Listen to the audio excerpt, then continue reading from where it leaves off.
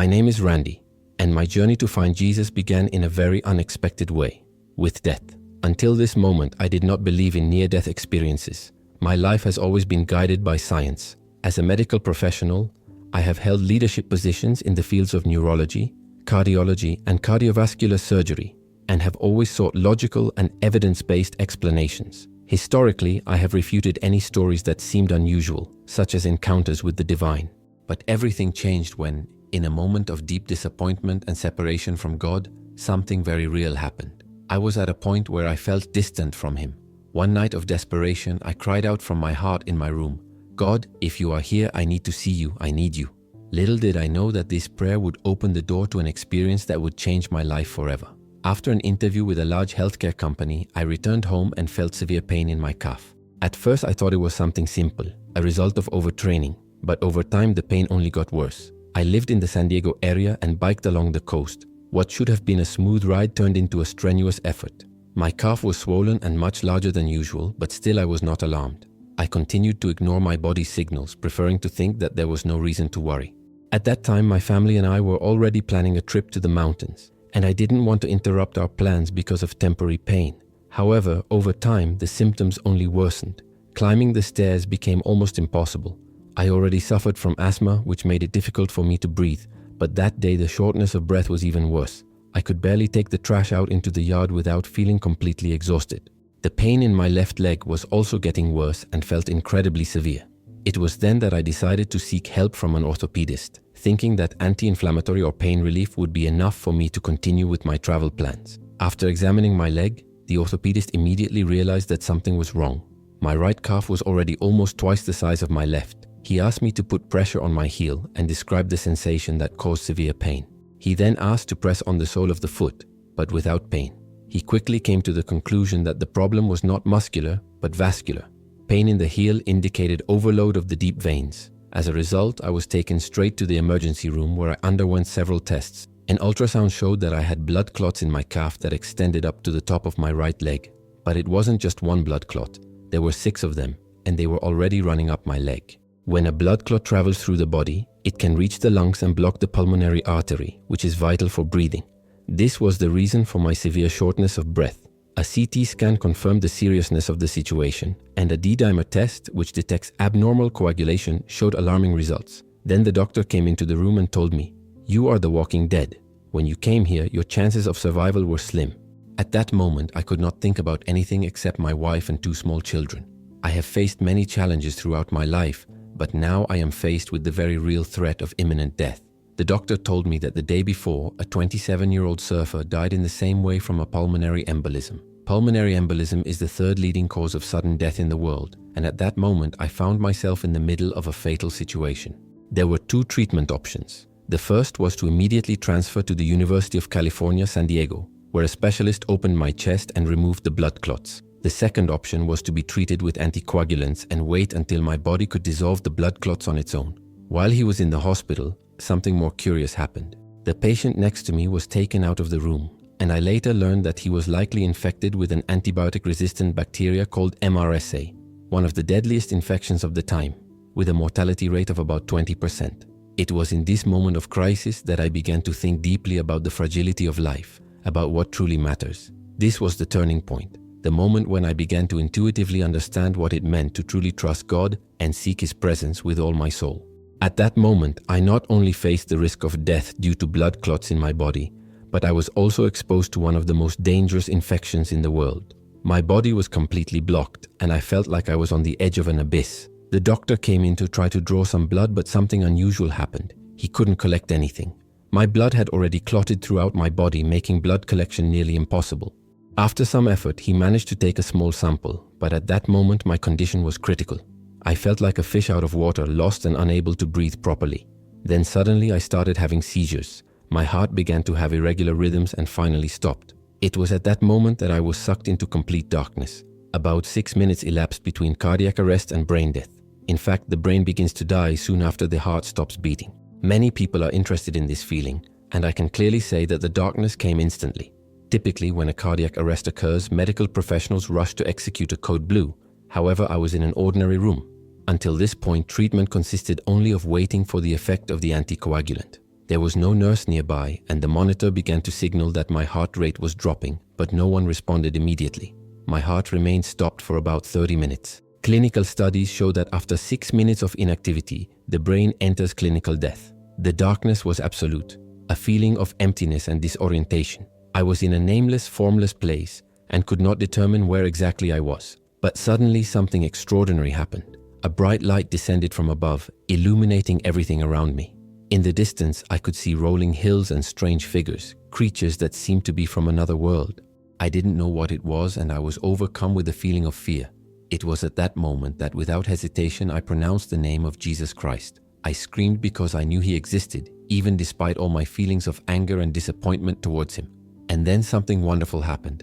My heart opened and my emotions took over.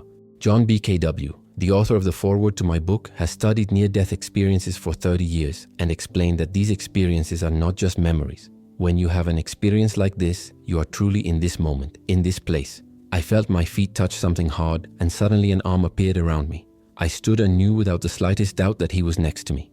It was Jesus. There were no words, but everything was completely intuitive. I understood his thoughts without needing any explanation. In heaven, words are not needed because everything is understood instantly.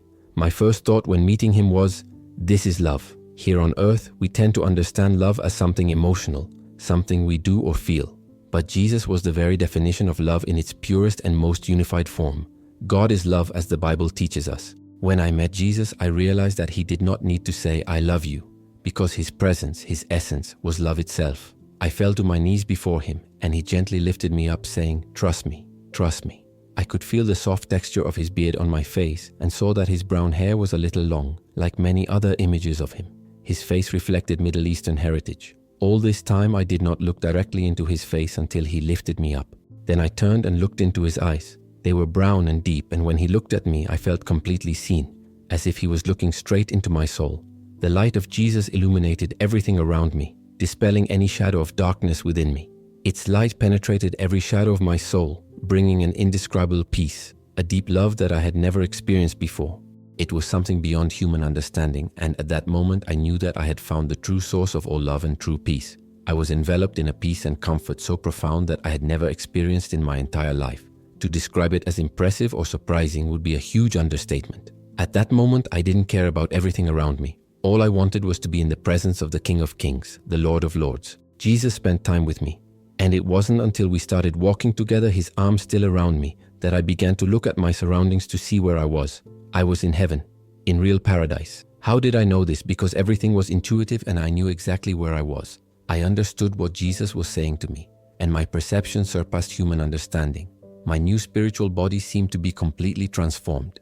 It was like stepping out of an old car and into a new light, fast sports car. I felt incredible. Now I could breathe freely, do everything that was previously limited to me, both physically and spiritually. What I was denied in this world, I had in abundance there. I just knew I was in heaven, and Jesus didn't have to explain anything to me. He showed me everything, and I immediately understood everything. I saw angels around me and heard them. They were very different from Jesus. He had an ordinary human appearance, spoke normally, and acted like a close friend. I saw him as a welcoming figure, almost like a child sees his father. He was dressed in a white robe made of soft fabric and looked like a Middle Eastern man with slightly olive skin. The angels were impressive. They were tall, about 2 meters or more, with long arms and strong bodies with a metallic sheen, almost like bronze or shiny copper. Their presence was bright, full of lively energy, and there seemed to be fire in their eyes. These were not ordinary disciples, but a brightly shining flame. When they spoke, their voices rang out in different tones like a heavenly choir. These were powerful and imposing beings, very different from the Jesus they knew and welcomed. Looking at the angels, I realized something profound. At the beginning of time, some of them chose to follow Satan, and now that I have seen them, I realized how their impressive appearance and strength could easily deceive those who saw them into believing in their superiority. This made me realize how easily many were deceived and rebelled against God. About a third of the angels followed Lucifer, attracted by his appearance and power, which were impossible to ignore. The sky was full of life. Nothing died, nothing decomposed. Unlike on Earth, where autumn brings with it the falling of leaves and the death of plants, here everything bloomed continuously. I saw trees, flowers, rivers, and fields, but it was more than just natural scenery. I saw entire villages where people lived in harmony. These villages did not adhere to a specific architectural style. They were neither old houses nor modern buildings. The Bible tells us about heavenly mansions, and this is exactly what I saw. Jesus prepared a place for us, and these villages reflected the promise he made to us all. The people I saw there were different, but there were no racial differences or prejudices. They were simply an expression of God's creativity, unique and perfect. There is no division in heaven, only unity and absolute love. As we walked, I saw other people in their new spiritual bodies. I recognized my grandmother among them, which gave me a deep sense of belonging. It was a moment of life re-examination in which I realized that everything has meaning and that every detail of existence is connected much more than I could have imagined. My grandmother was there, but something was wrong. She didn't look older than I remembered. She looked younger, like in the old photographs I had seen in family albums. This was not the grandmother I knew before she died, but I knew with absolute certainty that it was her. And then I saw other people, and this sight affected me deeply. Each meeting was, as it were, a confirmation that in heaven everything is renewed and nothing remains the same. One of the most striking elements of the place was the river that ran through everything. The Bible speaks of a river of life, but until then I didn't fully understand this concept. However, in heaven there is nothing symbolic or metaphorical. Everything is literal. Jesus often used analogies to teach us on earth, but in heaven everything is simple. And the river of life flowed serenely, feeding everything around. Lush flowers sprouted and grew, never withering or dying. Nothing in heaven perished. The colors were extraordinarily vibrant and the aromas infinitely more intense than anything I had ever experienced. It was as if a curtain had been lifted, allowing me to see and feel everything with indescribable clarity. The river of life flowed everywhere. Mountains, fields, and villages. He seemed to be the source of energy that supported everything. There are no human words that can truly convey its essence, since it transcended any known language. However, I had the feeling that this river came directly from Jesus. He was the source of all life, and his presence nourished everything. It was as if the very energy of heaven came from his divine nature. There was indescribable joy in this place. The Bible talks about treasures in heaven, and I have always wondered what that means. Will these be bigger houses? Grand objects? However, it took me a while to realize that the true treasure of heaven is closeness to God. Those who had a closer relationship with him in life experience an even deeper connection in heaven. I believe that even those who accepted Jesus in the last moments of their lives, like the thief on the cross, received the grace to be with him. However, perhaps the intimacy is not as intense as that of those who sought an ongoing relationship with God while on earth. In heaven, the joy is pure, a joy beyond anything we can feel here. There's no sadness there. My tears were not from pain, but from surprise and happiness. I saw children and people of all ages rejoicing. I saw what appeared to be floating fabrics that folded and unfolded like cascades of light. Angels, children, and adults were involved in pure celebration and worship. But what struck me most was that everything there had a purpose. Nothing happened by chance. Everything was organized by the presence of God, directed by His Spirit. Many people wonder if there is a job in heaven. The answer is yes, but it is different from any work we know on earth. In heaven, work is a form of worship to God. It is not a duty or a burden, but something abundant and meaningful. Each person plays a role that reflects his divine purpose. The sky is not a place of eternal peace or mere floating among the clouds. There is activity, construction, training. However, the buildings there are not brick and cement. They are formed by divine intention, the will of God for every being. Everything in heaven is orchestrated by God. His presence permeates every aspect of heavenly existence, guiding every soul in perfect harmony.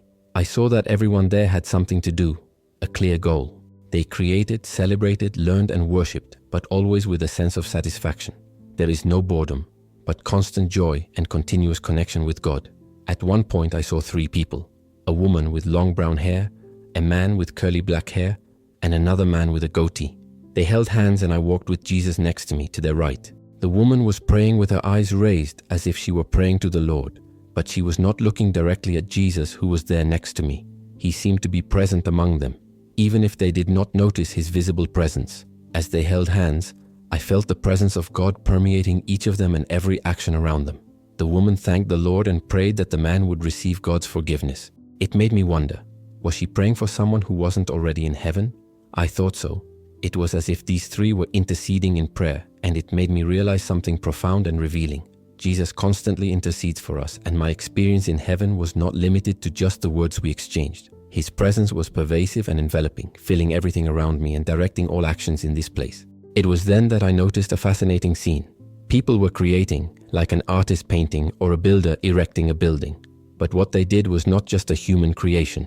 Every action, Every gesture was directed by Jesus Christ, manifesting his will through the activities of the celestials. We often talk about eternity as something endless, but in heaven the concept of time does not exist as we know it.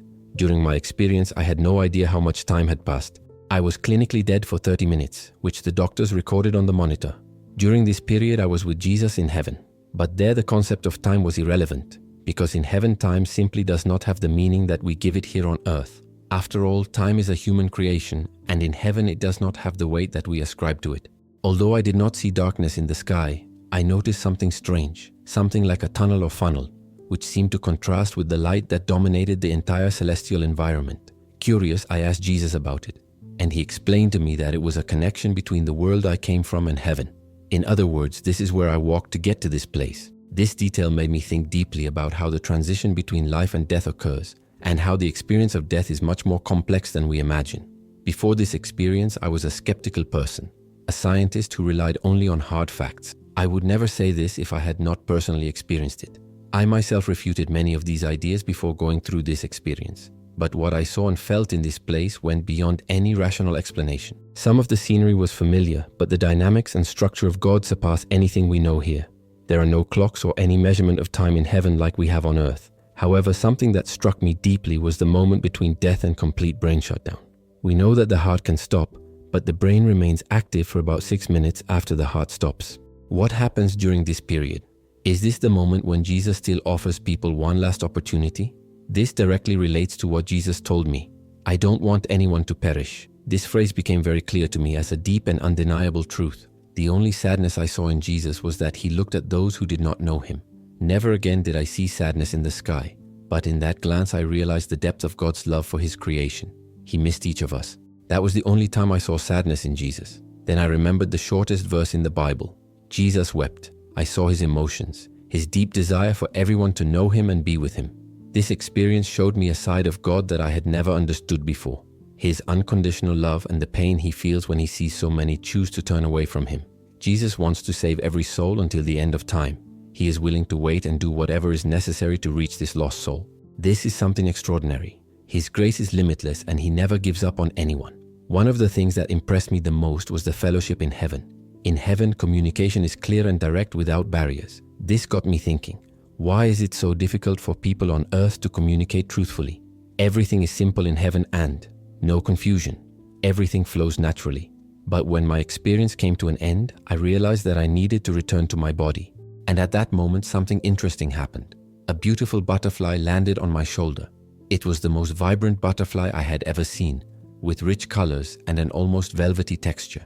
The colors of the sky are much more vibrant and punchy than anything we know on earth, and that intrigued me. Nothing in heaven happens without a purpose, so I asked God about it. Jesus explained to me that the butterfly was a symbol of the wisdom he had given me, something that would guide me for the rest of my life. He said, "I'll send you back." This surprised me, but at the same time it made me ask, why should I come back? That was the only thing that really bothered me about heaven.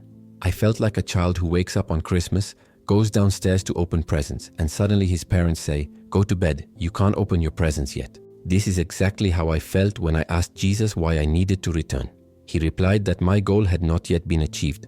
With this in mind, I asked, if I have to leave this paradise and return to the world, then I should at least know what that purpose is. But Jesus did not reveal everything to me. He said, if I tell you completely, you will depend only on yourself and not on me. This answer made me think deeply. I am someone who likes to plan everything, control every detail of my life. However, at that moment I realized that I needed to trust God more. The Bible teaches us to wait on the Lord, but this idea has always been a problem for me. However, I've learned that in heaven, true trust in God comes from living moment to moment, allowing His wisdom to lead me where He wants me to go. When I returned to earth, I began to notice little signs in my daily life that reminded me how attentive we should be to the voice of God. An example of this was a friend of mine who wanted to get his hair cut. He went to the salon on the wrong day and there was no hairdresser. However, in that room there was a woman who had recently lost her husband and was in despair. The hairdresser, who was also a Christian, suggested that my friend talk to her. At that moment, my friend realized that he was not here by chance, but to share the love of Christ with that woman. This is what Jesus taught me in heaven. We must be attentive to the voice of God in every moment of our lives. True wisdom is listening to His voice and allowing Him to lead us, whether in the supermarket, at work, or anywhere else. As Christians, we don't just go through life. We must recognize every opportunity God gives us to make a difference. This was the biggest lesson I learned from my experience in heaven: to live intentionally, using every moment to fulfill God's purpose, and allowing Christ to have a real impact on the world through us. My goal now is to apply this truth in my daily life, allowing Christ to guide me every step of the way so that His kingdom can be manifested through my life. My main goal now is to love God more and become closer to Him. The closer I get to the Lord, the more I desire His will to naturally flow through me. He transforms my being, directing me to act according to His will. It's not just about trying to be a good person or following religious rules. It's about allowing Christ to shape my life so that I become more like Him.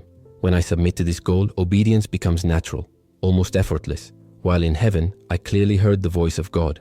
Now that I have returned to earth, I must learn to listen carefully to Him and follow His leading in every moment. I want to do what He tells me and have a sincere desire to do His will. This transformation is necessary in order to fully realize the purpose He has for me. However, upon His return, He knew that He would have to face life's difficulties. The enemy constantly tries to confuse us by throwing doubts and difficulties at us to make us believe that we cannot live the abundant life that Jesus promised us. He wants to convince us that everything we experienced in heaven was not real. Before I returned, I asked Jesus how I could navigate this world again. He clearly told me that there will be trials, and the Bible warns us about this. He confirmed this truth. My last memory of Jesus in heaven was Him holding my hand as I said, "I love you." I knew that He loved me too. This gift would last me my entire life. I woke up in a cold, sterile hospital room.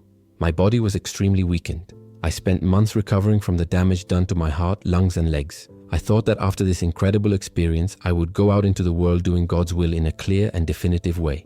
But I soon realized that the journey would not be so easy.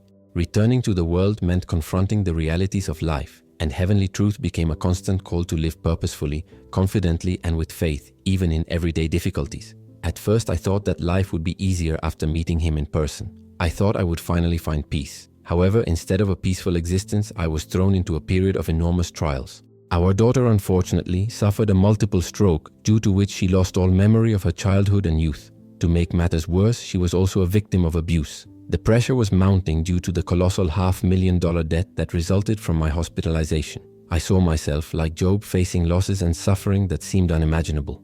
During that dark time, I was overcome by a deep sense of injustice. I thought that just as Job was rewarded twice for his faithfulness, God owed me something too. However, what happened was exactly the opposite. Instead of blessings, it was a time of trials and tribulations. But upon reflection, I realized something important. God used these trials to strengthen my faith. After my near-death experience, my faith in God was never the same. I used to ask questions, shout, ask for signs, and demand answers. Today I know that God is real and that heaven is real. My faith is no longer dependent on circumstances, as the confidence in the presence of God in my life has become unshakable. This confidence has sustained me through the toughest times and allowed me to move forward even in the face of adversity. Even in the most difficult trials, I was able to survive and not be destroyed. God knew what I would have to face and prepared me for it. I now realize that my purpose is to help others overcome suffering and find healing in the midst of pain, so that they can experience the abundant life that God desires for all of us. Today, my outlook on abundant life has completely changed. I used to associate abundance with success, financial stability, and material possessions. Today I understand that true abundance is filled with the presence of the Holy Spirit, no matter the circumstances, good or bad. The presence of God has become the force that sustains me and enables me to overcome any obstacle. I have learned that when faced with adversity, we have two options. We can run away and blame God, as I did before my near-death experience, or we can trust Him and allow Him to strengthen us. The choice is ours, and I choose to trust. Many people are looking for something outside of God, and this leads them to a life that does not know true abundance. The only way to live a fulfilling life is to run to God, dive deeper into Him, and sincerely seek His face. We need to be transparent with Him. We can say, "God, I don't understand what I'm going through. I don't know why I'm going through this." If necessary, we can even exclaim, "I feel abandoned. I don't know if you are here." Being honest with God is very important because He already knows our hearts. What matters is that when we sincerely seek Him, He sees us and answers us. In my case, I had to reach the point of death for Him to manifest Himself so clearly, but we don't have to reach that point. We can seek Him now with all our being. Over the years, I've met many people who have experienced great suffering. I realized that those who chose to draw closer to God during times of difficulty were those who experienced a deeper connection with Him. When we face inevitable trials, we have two options: run to God or turn away from Him. Those who decide to run to him find heavenly treasure, greater intimacy with the Lord. And in the end, it's worth it. Nothing is lost, nothing is wasted. Everything will be redeemed. This is a promise from God that I have learned not only from his word, but also from the experience of his presence. Jesus redeemed us on the cross, and those who accept him experience that redemption. Romans 8:28 reminds us that all things work together for good to those who love God, to those who are the called according to his purpose. I have found that the best way to understand God is to grow closer to him, listen to his voice, and let him guide our steps. People who face the greatest difficulties in this life will find the greatest rewards in eternity. However, this redemption is not something that awaits only the future. It starts here and now. For me, this manifests itself in the ability to help others, to truly love them. This is because I know what it is to suffer. I can feel the pain of others, and by sharing it, I feel like I'm experiencing something deeper. I also know that when I return to heaven, I will experience something even greater and indescribable. Yes, this is real abundance. Now that you have heard this testimony, I ask you, what will you do with it? Are you going to just close this video and move on with your life as if nothing happened? Or will you allow this message to change the way you live? How many times has God tried to get your attention? How many opportunities have you had to give yourself completely to him, but decided to put it off? Do you have to go through extreme experiences to recognize that he is real? Today is your chance to change. You have a chance to surrender to the love of Jesus and live the abundant life he has just for you. The decision is yours. Continue as you are, or go deeper into the presence of God and experience all that he has for your life. Write in the comments what impressed you most about this testimony. Have you ever had an experience that confirmed the presence of God in your life? I want to know your story. And if you want to keep learning about it, don't forget to subscribe to the channel and turn on notifications. Here you will always find messages that can change your life.